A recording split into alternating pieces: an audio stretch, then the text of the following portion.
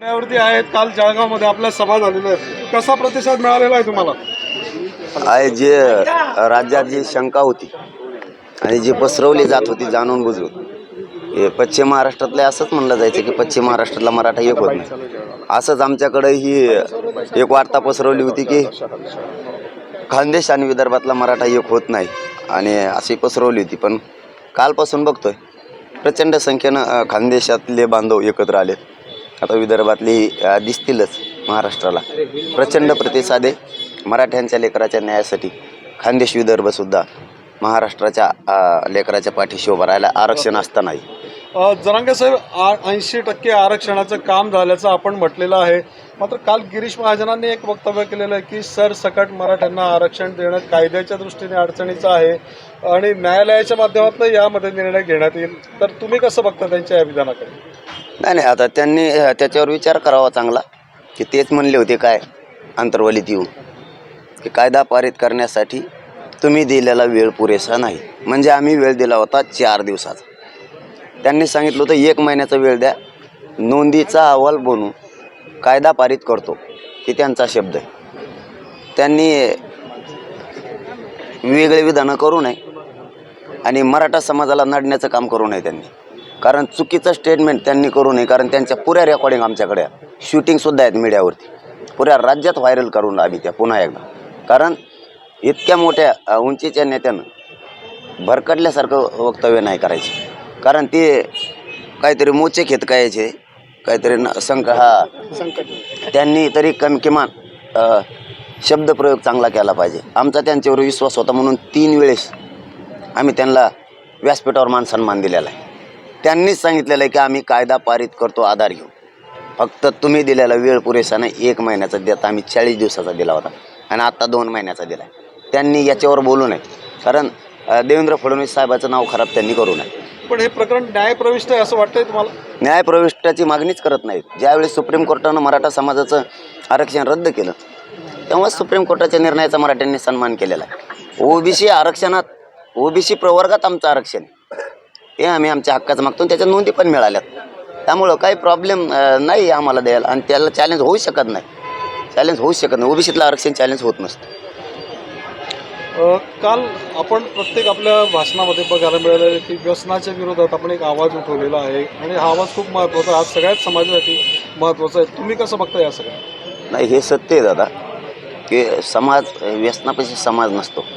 शेवटी माणूस आहे आणि माणुसकी जिवंत असली पाहिजे म्हणून आपण प्रामाणिकपणानं चित्र त्यांच्या कुटुंबाचं आपल्यासमोर ठेवलं. त्या कुटुंबाचे किती हाल होत असतील, त्या समाजात घरी गेल्याच्या नंतर त्यांचं लेकराचं काय, जातपीत सोडून द्या हो. शेवटी माणूस माणूस आहे. त्याची परिस्थिती काय होती, मित्र कधी नाव ठेवतात. त्यामुळे व्यसनापासून आपण दूर गेलंच पाहिजे ही मी विनंती केली. कारण तुमच्याकडची परिस्थिती भयानक शेतीच्या बाबतची आम्ही आज पहिल्यांदा डोळ्यानं हे बघितलं आहे. भयानक परिस्थिती आहे. त्याच्यात व्यसन कसं जगायचं कुटुंबानं? कुटुंबाला आधार कोण देणार? म्हणून व्यसनं सगळ्यांनी सोडले पाहिजेत आणि आरक्षणासाठी आरक्षण असलेला मराठा नसलेल्या मराठ्यांच्या मदतीला धावून आले पाहिजेत आणि हीच योग्य वेळ आहे. त्याचबरोबर आणखीन एक सांगतो, सरकारनं जे 24 डिसेंबरला वेळ घेतलेली त्याच्या आत मराठ्यांना आरक्षण द्यावं. कारण त्यांनी शहाणपणाची भूमिका घेणं इतकं गरजेचं आहे. मुख्यमंत्री साहेब, शिंदे साहेब, देवेंद्र फडणवीस साहेबांनी, अजितदादांनी जास्त शिरेस व्हावं. मराठा समाज रात्रंदिवस बसायला लागला. किमान आता खानदेशातल्या आणि विदर्भातल्या मराठ्यांचा तरी जल्लोष बघून, एकजूट बघून सरकारनं शहाणपणाची भूमिका घ्यावी. नसता 24ला सरकार अडचणीत आलं तर आम्हाला बोलायचं नाही. काय होऊ शकतं असं वाटतं? तुम्ही इशारा दिला की सरकार अडचणीत येऊ शकतं. 17 तारखेला बैठक येणार आहेत आम्ही राज्यातली, विदर्भातल्या आणि खानदेशातल्या सगळ्या बांधवांना आजच आपल्या चॅनलच्या माध्यमातून आवाहन करतो. महाराष्ट्रातला सगळा मराठा समाज आंतरवालीला बैठकीसाठी येणार आहेत. आयोजक, उपोषण करते, सगळे उपोषण करते, वकील बांधव, डॉक्टर बांधव आणि व्यावसायिक, या सगळ्या बांधवांना 17 डिसेंबरला आंतरवालीला किंवा पाऊस असला तर शेजारी मंगल कार्यालयात बैठक होणार आहे महाराष्ट्रातली. त्याच्यानंतर आम्ही निर्णय घेणार आहे. 24ला काय करायचं त्यावेळेस तुम्हाला कळू. हिवाळी अधिवेशनाच्या आधी निर्णय घेऊ शकतं सरकार असं वाटतं? हिवाळी अधिवेशनाच्या अगोदर त्यांची जबाबदारी निर्णय घेणं. जर 22 डिसेंबरपर्यंत अधिवेशन असेल तर सरकारला विनंती, त्यांनी त्याची मर्यादा वाढवावी, दिवस वाढवावे. कमीत कमी 28-29 पर्यंत त्यांनी घ्यावं. कारण 2 दिवसानं जर तुम्हाला आरक्षण द्यायचं ठरलं तर पुन्हा विशेष अधिवेशन बोलवायला लागेल. त्यापेक्षा मराठ्यांच्या नशिबानं योगायोगानं 7 डिसेंबर ते 22 डिसेंबरपर्यंत अधिवेशन आहे आणि तुमचे आणि आमची कमिटमेंट 2 दिवसावरती नंतर आहे 24 डिसेंबरला. त्याची मर्यादा वाढवा अधिवेशनाची. आणि कक्ष राज्यात कुठं बंद पडलेत ते पूर्ण सुरू करा ही सरकारला माझ्या आज विनंती. कक्ष बंद पडू देऊ नका, कारण नोंद मिळाली की प्रमाणपत्र मराठ्यांना मिळालं पाहिजे लगेच. आणि त्याला राज्य मागासवर्गाचे आयोगाचे आदेशसुद्धा तातडीनं लागू करा. तसे विखे पाटील साहेब म्हणलेले आहेत की लागू आहेत म्हणून तिथं. आणि मराठवाड्यातल्या ज्या नोंदी आहेत त्या कमी प्रमाणात सापडायला लागल्यात. म्हणजे संख्याबळ कमी आहे तिथं, अभ्यासक कमी आहेत, त्यामुळे त्या कमी सापडल्यात. आणखीन मनुष्यबळ वाढून जास्तीच्या नोंदी सापडतील आणि राज्यभर काम म्हणजे स्पीडनं सुरू ठेवावं. सरकारने आम्हाला शब्द दिला होता की तुमचे अंतरवलीचे गुन्हे 2 दिवसात मागे घेऊ आणि महाराष्ट्रातले 1 महिन्यात. 2 तारखेला काल 1 महिना पूर्ण झाला.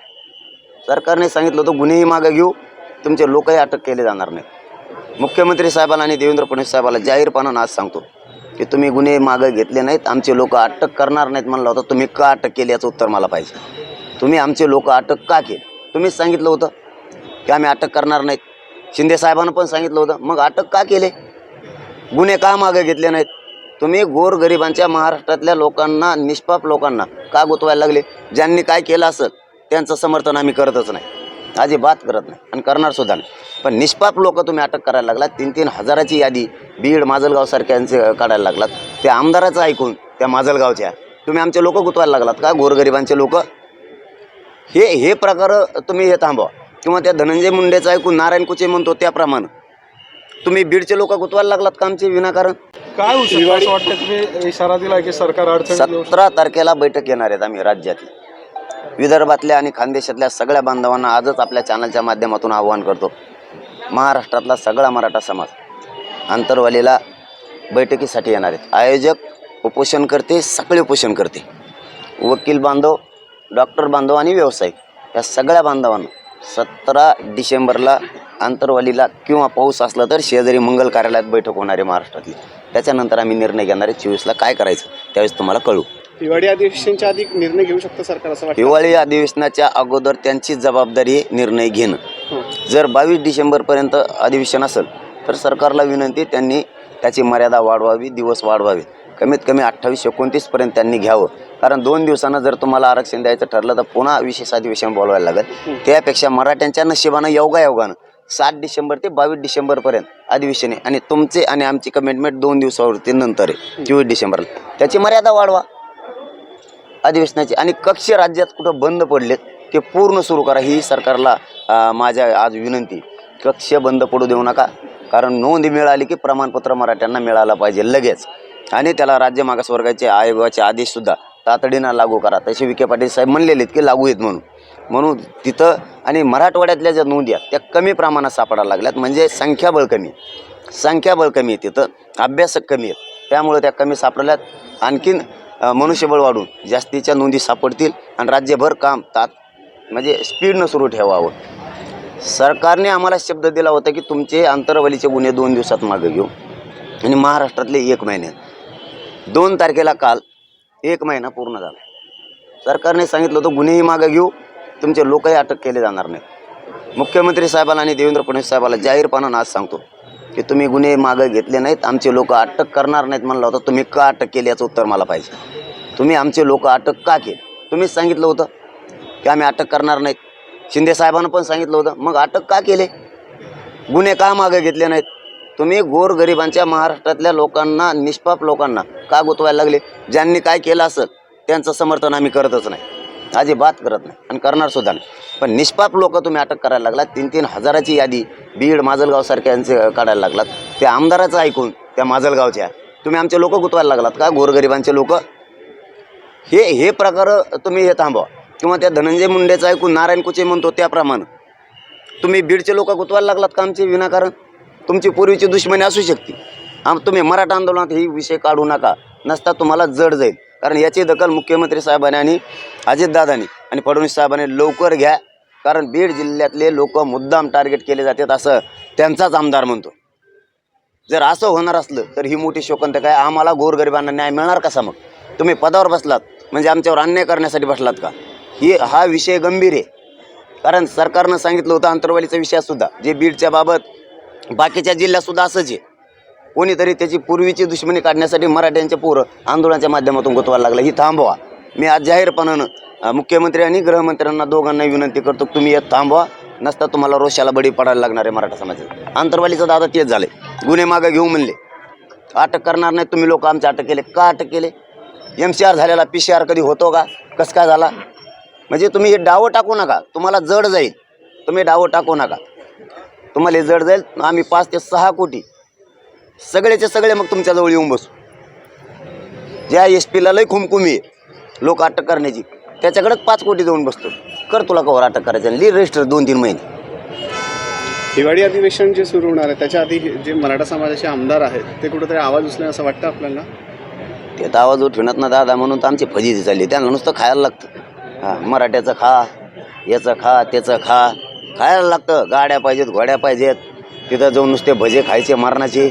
बघा ना कसं खाते ते दादा, एवढं ताटत असतं मोठं. फुकट जनतेचा पैसा नसायचा. काम तर करत नाहीत ना, त्यांनी काम केल्यावर आमचं लय चांगलं होईल. चला, तुम्ही विषयच काढला तर जाहीरपणानं महाराष्ट्रातल्या मराठा समाजाचं आवाहन करतो, सगळ्या आमदारानं आणि त्यापेक्षा मराठ्याच्या सगळ्या आमदारानं मराठा आरक्षणाचा विषय लावून धरून 24 डिसेंबरच्या आत मराठ्यांचा सरसकट मराठ्यांना आरक्षण देण्यासाठी कायदा पारित करण्यासाठी लढा.